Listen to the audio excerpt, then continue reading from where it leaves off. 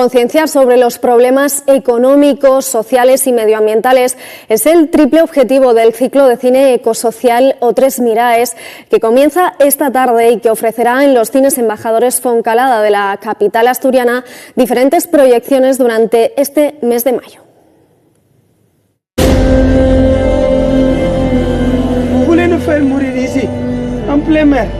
Yo Capitán es la historia de dos jóvenes de Senegal que se embarcan en un viaje en busca de una vida mejor. El largometraje que se proyecta esta tarde en los cines Embajadores Foncalada de Oviedo forma parte del ciclo de cine ecosocial O3 Miraes. Es una oportunidad de disfrutar primero de buen cine, de cine comprometido que quiere remover conciencia y quiere invitar al compromiso cívico y ciudadano para un desarrollo sostenible, y porque también va a tener la oportunidad de conectarse con entidades y directores de cine que han querido trasladar con ese mensaje cinematográfico pues cuestiones muy importantes.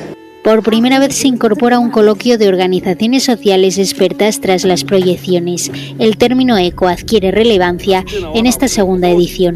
No podemos olvidar que está muy conectado a las dimensiones social y económica, y que si no la entendemos desde esa mirada globalizada, que son retos comunes que tenemos desde diferentes latitudes, pues no entenderemos que lo ecológico también es lo económico, también es lo social. Los espectadores podrán disfrutar de 3 largos y un cortometraje, los cuales buscan sensibilizar sobre los retos ecosociales que afectan al territorio.